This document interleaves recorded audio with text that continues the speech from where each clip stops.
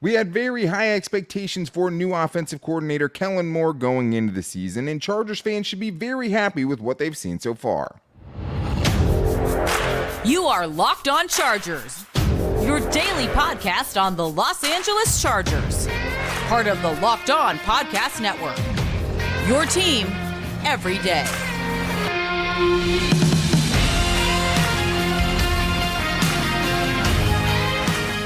What is up, and welcome into the Locked On Chargers podcast. I'm your host, Daniel Wade, joined as always by my co-host, David Drogemeyer, and we've been covering the Chargers together now for 8 seasons, but this is our 6th year as a host of the Locked On Chargers podcast, bringing you your team every day. Thank you guys, as always, for making this your first listen today. And to make sure you never miss the show, go subscribe or follow for free on the Locked On Chargers YouTube channel and listen wherever you get your podcast from. David, what do we got today? Today, Daniel, we get into our Chargers mailbag, and the first thing we're getting into is a progress report on new Chargers offensive coordinator Kellen Moore. And then the Chargers did not waste any time signing a new wide receiver to their 53-man roster. And should we expect to see Austin Ekeler back before the bye week? That's a great question, right? Because the bye week makes everything a little bit more difficult, especially with returning players. Will the Chargers, if anything's close, be willing to put those guys out there? That's going to be one of the biggest stories this week. But I do think it's a great question that we got in our Chargers mailbag from Brandon Marshall, who asked, how would you rate Kellen Moore's performance as offensive coordinator from 1 to 10? So, David, limited sample size.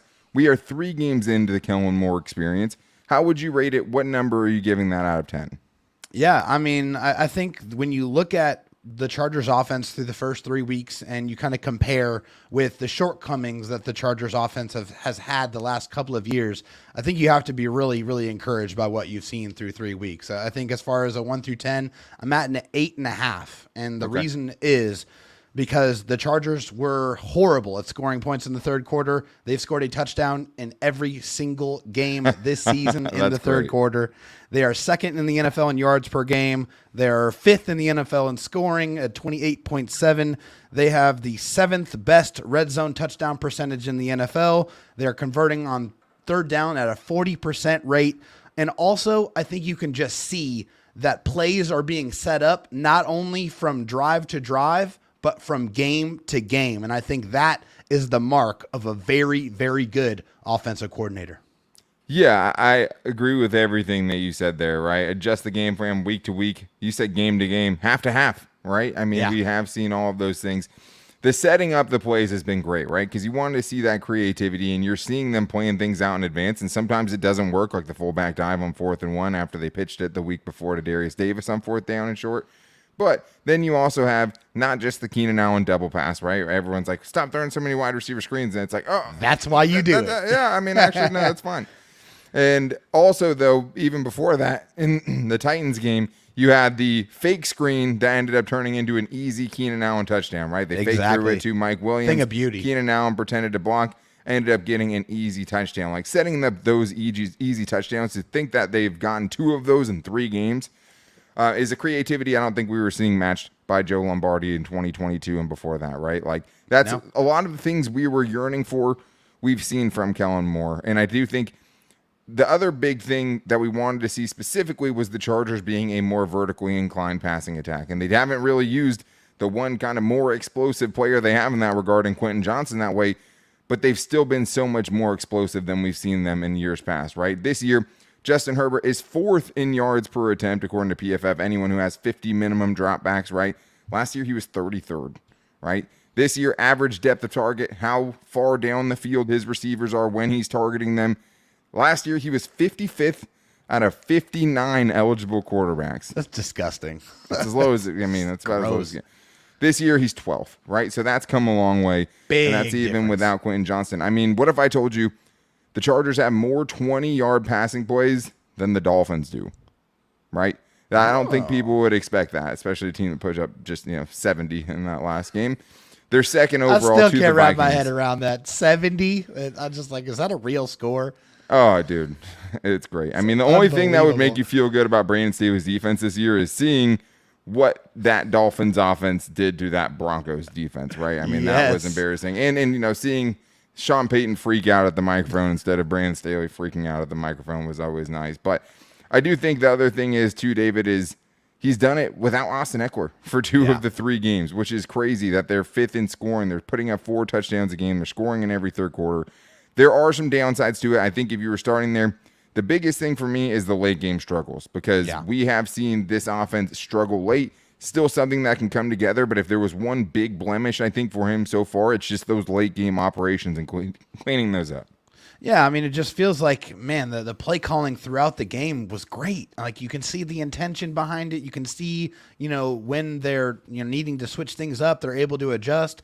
But when they have to have it, when they have to be at their best, it just always seems like the play calling is either off or the protection is not there.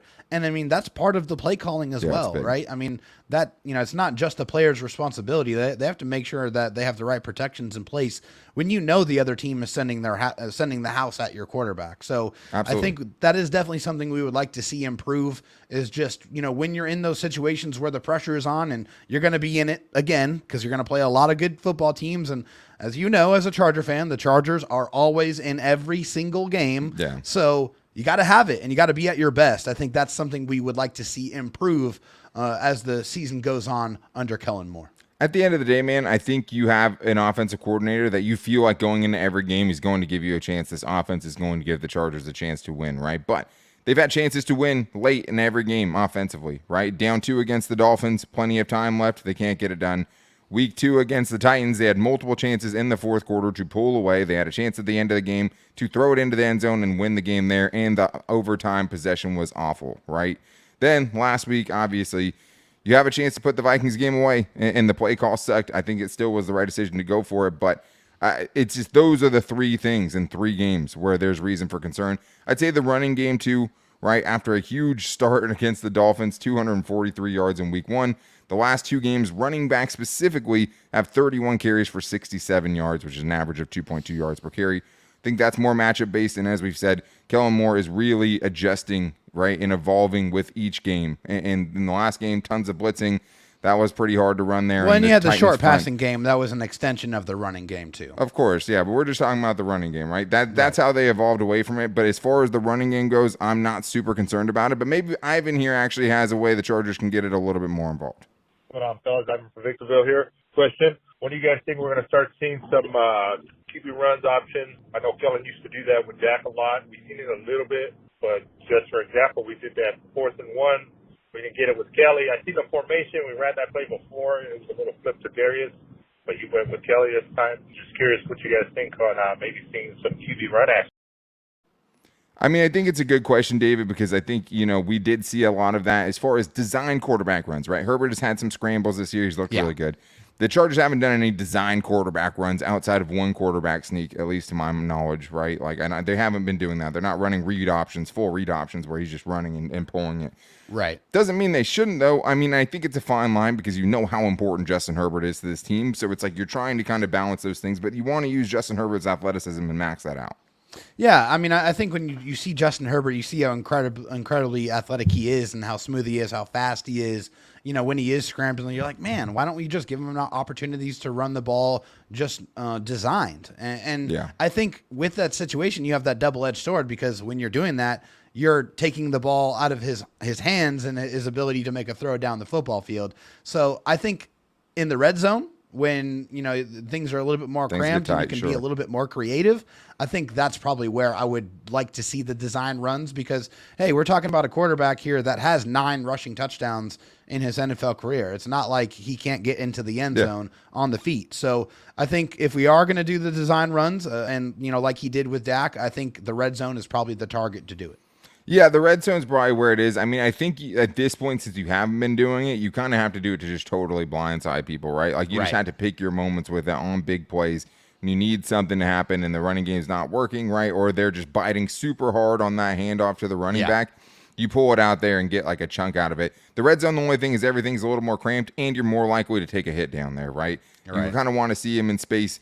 And he's done a good job of getting down, but not just getting down, but also like making the first down and then getting down. He's been much more aware of that for sure. But we have more to get into, including the Chargers' new signing, Simi Fehoko, who is, yes, Braden Fehoko's cousin. Chargers quickly getting another receiver, and when we could see Austin Ekeler back coming up right after this. First, though, I do need to tell you guys that our partners over at eBay Motors have teamed up with Locked On Fantasy Football host Vinny Iyer to bring you some of the best fantasy picks each week, all season long. Whether you're prepping for a daily draft or scouting the waiver wire, every week we're going to provide you players that are a guaranteed fit on your roster. You have to keep up with your roster. Rosters are always evolving. The teams that always do the best are the ones that are always keeping up with it, picking up the waiver claims, and we're going to give you guys some help on guys you should be playing. So let's see who Vinny has picked out for us on this week's eBay's Guaranteed Fit Fantasy Picks of the Week. 49ers second-year quarterback Brock Purdy has picked up where he left off as a star rookie passer down the stretch last season with his sharp play in Kyle Shanahan's diverse, loaded passing game this season. Purdy is playing off of Christian McCaffrey's running well and delivering nicely through the red zone with his arm and his legs, and in Week 4, Purdy gets a favorable matchup at home against Arizona's defense. Purdy should have multiple scores and 250-plus passing yards as San Francisco builds an early lead in another blowout. I don't know if I'd want the Chargers to play the Cardinals at this point, man. They've been scrappy, but I do think Brock Purdy has a good chance to go off. That dude has been ridiculous. But Vinny Iyer from Locked On Fantasy Football is going to help you win your fantasy championship this season, and eBay Motors knows that a championship team is all about each player being a perfect fit, and it's the same with your vehicle. With over 122 million parts for your number one ride or die, you can make sure your ride stays running smoothly with brake kits, LED headlights, a roof rack, bumpers, whatever your baby needs, eBay Motors has it. And with eBay Guaranteed Fit, it's a guaranteed to fit on your ride the first time, every time, or your money back. Plus, at these prices, you're burning rubber, not cash. Keep your ride or die alive at ebay.com/motors. And guys, making sure that you're getting the right part, especially for someone like me that doesn't know a ton about cars, that's important. So knowing that you're going to get the right part every time is so important. eBay is going to make sure, because eBay Guaranteed Fit is the way to go, and it's only available to U.S. customers, eligible animals only, exclusions apply. All right, David, well, we have more Chargers mailbag questions to get into. Too many. Thank you to the everydayers out there. You guys gave so many good questions today that we weren't able to fit them all. Louis Bensman, one of our favorites, you had a really good couple of questions today. There's a couple more that we won't get to get into. A couple Instagram questions we aren't going to get into today, but just because you guys loaded this show up so much on today's show. So I do want to talk about Simi Fehoko, who's the Chargers' newest addition at wide receiver, and we have a question here from Bolt Up Andrew that'll let us get into it. So he says, do you guys expect Simi Fehoko to play meaningful snaps since he knows Kellen Moore's system, and depending on the matchup, could we see Keelan Doss called up from the practice squad since he took first team reps during training camp? So David, first let's just talk about the signing. The Chargers immediately went and signed, yes, Braden Fehoko's cousin, Simi Fehoko, who's from Stanford, right? He's been in the league a couple of years, has some experience with Kellen Moore too. What did you think about that signing? Yeah, I mean, we've said it a million times, but the Chargers definitely have a type of wide receiver that they like. Yeah, it's so funny. 6'4", 220 pounds. Big, long, fast wide receiver. I mean, that's the bill, right? That's the Chargers prototype that they like. So doesn't have a ton of experience on offense. He only has 3 catches on 4 targets for 24 yards. He has mainly played special teams while he's been in the NFL since 2021. He has 90 special team snaps, mostly on kick return and punt return. So not a ton of experience on offense, but I can understand why, they would want to go pick up a guy who has some familiarity in the system and, understands a little bit of the offense. Yeah, I mean, I think if you're going to make a signing like this, taking somebody else's practice squad guy to put on immediately on your active roster, like you kind of have to get somebody with experience, right? He knows all the verbiage, knows the playbook for the most part, even though I'm sure it's a little bit different than the one they were using in Dallas. But it did seem like he was kind of Kellen Moore's guy in Dallas, right? He was drafted in the 5th round in 2021. As soon as Kellen Moore was not there anymore, he was released before the 2023 season, stuck around in 2021 and 2022. So it's definitely one of those guys. I remember. It's so weird now because it's like we've been doing this long enough to where it's like we scouted a lot of these dudes coming out of college. And I remember liking him as a late round pick coming out of Stanford because he's big, he's fast, and he was super physical after the catch. That was the one thing that stood out to me. Kind of like Gerald Everett is very physical and wants to fight you after every single catch. I got a similar vibe with Simi Fehoko. I mean, he is a big, tough dude who has put up some monster numbers in college, put up monster numbers in high school, hasn't really had to translate to the league. But, David, I think the question is what is his role going to be? Because he's asking here, will he play meaningful snaps in this upcoming week? Is it going to be at the expense of, Darius Davis or Quentin Johnston? I would not anticipate him playing a ton this week, at least as a wide receiver. Yeah, I mean, I'm not sure if he's even going to be active this week. I mean, it's just hard to imagine, coming in this late and still, I understand, like, he understands the playbook or understands the system a little bit, but still different verbiage. Sure. You still have playing with a different, set It of leaves wide you with only receivers. 4 Still active setting- receivers on game day, though, which is kind of tough, especially just considering Darius Davis, also a big special teams guy. Like, if Right. one guy gets hurt, that's putting you in a pretty tough spot. Don't Yeah, you got to temper the expectations. You can't expect a lot out of it. So meaningful He's snaps. at best wide receiver 4, right? Right. Like, that's what it comes down to. Maybe even wide receiver 5 because Darius Right. Davis was more involved, 2 weeks ago in the offense than Quentin Johnston was, right? So, like, Yeah. I don't think that's going to continue, obviously, with the Mike Williams injury. But at most, David, we're talking probably wide receiver 4 or 5. Yeah. I mean, that's where it's at. And until he gets up to speed, I mean, I think, obviously they're going to utilize the bye week to try to get him where he needs to be. But I don't expect to see meaningful snaps in this upcoming game against the Raiders. Yeah, and it would be because of injury, like if that was to happen. I still could see Keelan Doss coming up for a game. I wouldn't be surprised if Simi Fehoko Yeah, I mean, gets I liked what waived I at saw some from point. Keelan. He was a dependable wide receiver. Yeah, I mean, he was one of the best Chargers wide receivers during training camp and in the preseason, for sure. I mean, it was John Hightower for a little bit, but Keelan Doss was kind of just there steady the just entire consistent. time. Has NFL experience as well. It's not like a Michael Bandy situation where, fresh off, small school college experience, right? This is a dude Right. who's played and knows the playbook and has had experience. So let's get to this next question here from Eddie Owensby, who asks, "Hey, my Bolt brothers, what's your opinion on Austin Ekeler? Think he will play this week? Thanks. Love the show. I'm an everyday listener, a.k.a. an everydayer." David, this was something we talked about a little bit before the show. The Chargers, even though you wouldn't know about the 29 points they're putting up per game right now, have missed Austin Ekeler for sure, right? Oh, There's yeah. certain things that he brings to the table that just don't have with the other guys there. It's interesting. We'll know more today when the practice reports come out. I would be shocked if he was suddenly a full participant in practice. I would be surprised if he's limited in practice, given what he has been so far. What do you think about this? What are your kind of opinions going into this week with a lot up in the air? Yeah, I mean, we know that he has an ankle sprain. We don't know if it's a high ankle sprain or not, but I mean, anybody. I think he did say it was a high ankle sprain somewhere. Right. I couldn't credit it anywhere, but I think he did say that, which would make sense with the timeline. Right. About to miss his 3rd game potentially. Right. Everybody heals at a different rate, but a high ankle sprain is something that's usually a 3 to 5 week type of situation, depending on the person. So I don't know if it makes a whole lot of sense. Not that this Raiders game is not important, because it absolutely is, but if he's not right, if he's not 100%, it just makes way too much sense for him to get this week, get that bye week, and then come back ready, full strength to go against the Cowboys. Yeah, it feels like that's the most likely outcome. And the thing is like, should it be that way? I don't know, man, because this is a very important game. Like, obviously, you want people to go out there without a much higher chance to re-aggravate the injury and have it turn into something more. I think by the Chargers, you would have to hope by them not putting him on injured reserve, which is basically a 4-week process at this point, that it would be less than 4 games, and we're going up on game 3 right now. So, like, that would seem like he would have to almost be back by the Cowboys game, or at least they were initially expecting him to be back by the Cowboys game, since he hasn't gone on injured reserve. But, we've seen guys with the Chargers before go on, stay on the roster, Keenan Allen being one of them last year, where it's like, just kept trying to come back with a hamstring, didn't go on IR, and ended up missing 6 games in a row anyway. So that's why you don't take the chance. Yeah, it's always hard. I mean, I think, most likely scenario is that he's still coming back after the bye week.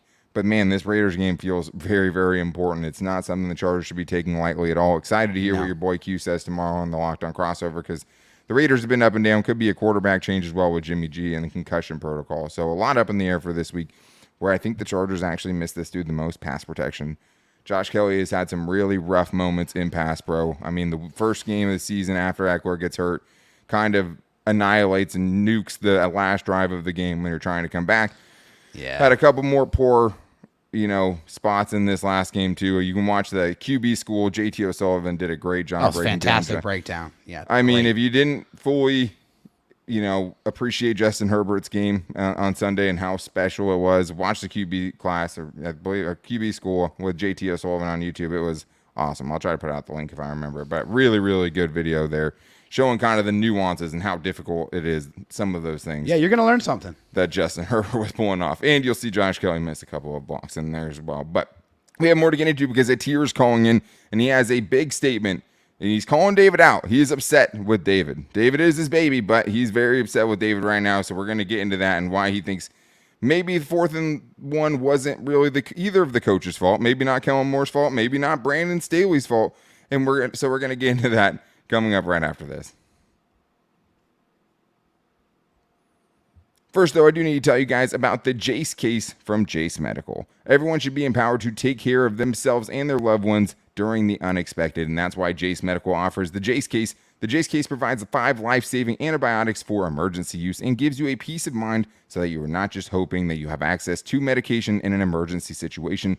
Jace Medical makes sure you have the medication in hand.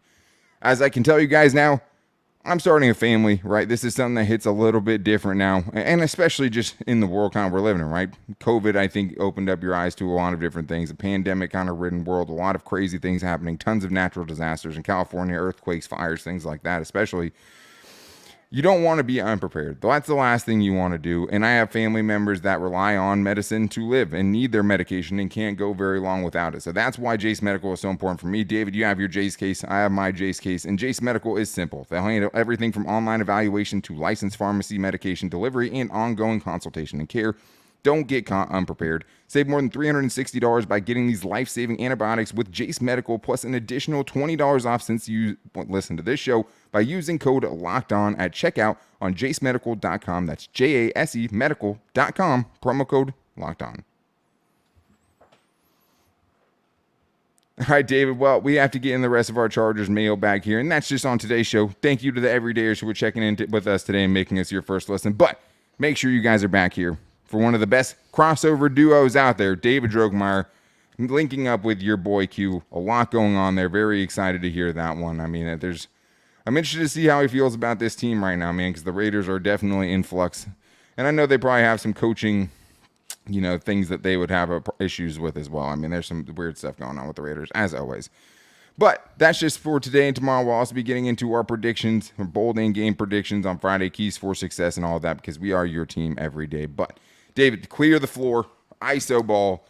Atir called in, and he's upset with you. And I mean, we can't go any longer in the show without bringing it up. So let's hear what Atir has for David this week.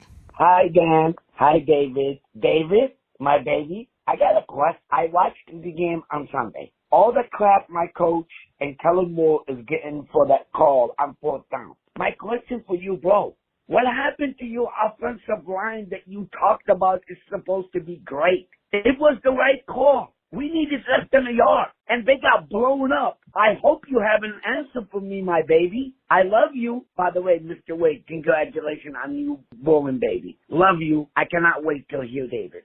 Thank you. All right, David. Obviously, this is directed at you. I mean, you have been hyping up this offensive line kind of a lot. So what do you have to say to Atir there? Well, Atir, I just want to remind you of one specific stat. The Chargers ran the ball 15 times for 30 yards in the game against the Minnesota Vikings. Justin Herbert was 40 of 47, 405 yards, and 3 touchdowns. I do not have any problem with the Chargers going for it on 4th down. I do have a problem not putting the ball in your best player's hands. The player who's been dicing and slicing up that secondary all game long and not putting it in his hands in the most important moment. So but this is about overrating the offensive line, though, right? That's what he's saying. Hey, we have to take accountability for that, man. I mean, we hyped up this offensive line, said it could be one of the best offensive lines we've seen for the Chargers in a long time, and maybe the best that Justin Herbert's had in his career. We have to take accountability for that. At the end of the day, it's 4th and 1. You should be able to go out there and go get that 1 yard, right? Yeah, Even if you don't like the play call. Yeah, no, I don't like the play call, but they definitely missed some blocks. There's no doubt about that. They haven't been perfect, but I think in pass protection, they've been pretty darn good for most of every single game, except for in some of those critical moments where they've broken down a little bit. Yeah, I mean, I think, we were probably a little bit too high on the Chargers offensive line. I think in pass pro, they are coming off their best game. And on all of those blitzes and having all that stuff, lynched up. Like they had that thing was tight. That was ziplock tight on most of Sunday, right? And Justin Herbert on the plays it wasn't found a way to get out and create and things like that. I think you're right for the most part. Like the problem with that play specifically, though, just from a play calling standpoint, is you had Donald Parham one-on-one with Danielle Hunter with the game on the line. Yeah, you can't do that. But like it still doesn't excuse, Trey Pipkins totally whiffs on a block on that. Jamari Sawyer totally whiffs on a block like that. If they would have just followed Corey Linsley and Zion Johnson, right, and Rashawn Slater, and it's just Justin Herbert taking that QB sneak, they get it 100%. I have no doubt about it. That is still what I would have rather done. Obviously, you can see I'm upset about it. I think that's fair. I think we're still seeing this unit come together, but I think Sunday was a huge step in the right direction, especially in pass protection, especially in protecting this team's most valuable asset, especially when protections have been such a problem and picking up those blitzes had been a problem. Team comes in and blitzes you 41 times on 49 dropbacks. You're going to see what that unit has, and I think they passed that test pretty well. So let's get to one more here from Robbie in Sacramento, who has a good question about the Chargers schedule, because as we talked about before, things can change. Things don't always look the same as they did at the beginning of the season. Let's hear what he has. Hey guys, this is Robbie from Sacramento. My question is this: which teams on the Chargers schedule did you think were going to be tough before the season started, so potentially an easier game now, or softer before the season started, but maybe a little harder now? Thanks guys. I love the show. Bolt up. And also, can we drop calling Twitter X? Kind of a dumb name. Thanks guys. I'm fully okay with it. You can tell me in the comments if you don't want it to be called Twitter. My life would be 100 times easier if I just got to say Twitter at the end of the show. So I'm going to say yes on that. David, what do you think about the question? Yeah, so as far as the question, I think, before the season, the Jets game was definitely one I thought that was going to be a lot more difficult just because you pair Aaron Rodgers with that slew of offensive weapons and that defense. I was like, oh, man, that one's going to be a tough game. And then Aaron Rodgers goes out almost immediately, out for the year, and now it's Zach Wilson, and it's a completely different situation. So I think, obviously, that game looks a whole lot easier than it did before the year. And then absolutely. I think, as far as vice versa, a game that maybe I thought was going to be a little bit easier, but is a little bit tougher now, I would say, is the Green Bay Packers game. Agreed. And that's just be a little bit because I don't think we really knew what to expect from Jordan Love. I mean, just didn't really see enough of him, and so I think that's the main reason why, he's played pretty well so far. Obviously, still quite a bit of time before that game where I will be in attendance in Green Bay, watching that one with my wife. Lambeau. In Lambeau. Yeah, that's definitely a bucket list thing for me, so I'm excited for that. But that one, that one looks like it could be a little more difficult than originally anticipated. I agree with both of those. I mean, I was a little afraid that the Bears would be good enough to keep it close enough that Justin Fields would scare me to death just with his rushing ability, but they're just a total mess now, so that doesn't scare me at all. How about the Broncos, right? I thought the Broncos would at least be a competitive team. Yeah, I did. We're talking about a team that lost by 50. So the Broncos are much worse than I thought they were. I won't ever get tired of saying that. Dave, let's get to Rob Keenan here really quick. I also would say Cowboys and Ravens have shown some vulnerability. Same with the Bills. They've all shown that they're beatable. But let's get to Rob Keenan here, who said, assuming DJ's injury is more severe than it's let on, what is your confidence level in the next man up at his position? Yeah, I mean, honestly, I think Alohi Gilman probably steps into that strong safety role. So as far as Alohi... But it's getting one of those other guys on the field, right? Yeah, it is. Yeah, so I've been encouraged by Alohi Gilman's play. I think especially in the Vikings game, he was very aggressive, and he was a really good football player. I think JT Woods obviously still missing some tackles out there. You love him in coverage, but I don't think you're fully he hasn't really confident. made plays in coverage either, let's be honest. Yeah. I mean, you're not fully confident in JT Woods. So, I mean, Alohi good, JT Woods not so much yet. This was one of the biggest talking points during the offseason is just the safety depth. Why we wanted to see John Johnson on this roster.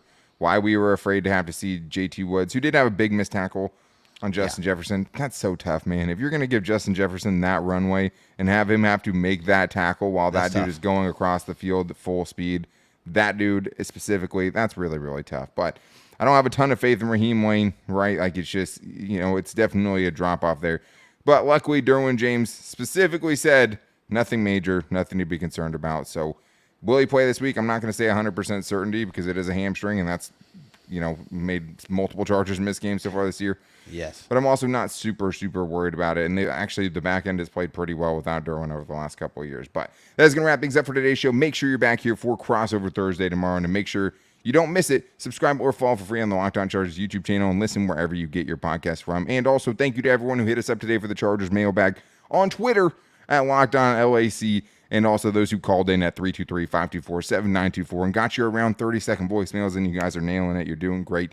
The just support you guys have shown us, especially this week in this mailbag, has been really awesome. We appreciate you guys. But you want to make sure you're back here tomorrow. You can follow me on Twitter at Dan Talk Sports and David Drugmeyer at Dro Talk SD. So you make sure you don't miss Crossover Thursday with your boy Q, Locked On Chargers, Locked On Raiders. I'm excited about it because it's Raiders week, baby. Let's get into it. But until then, guys, take it easy and go Bolts.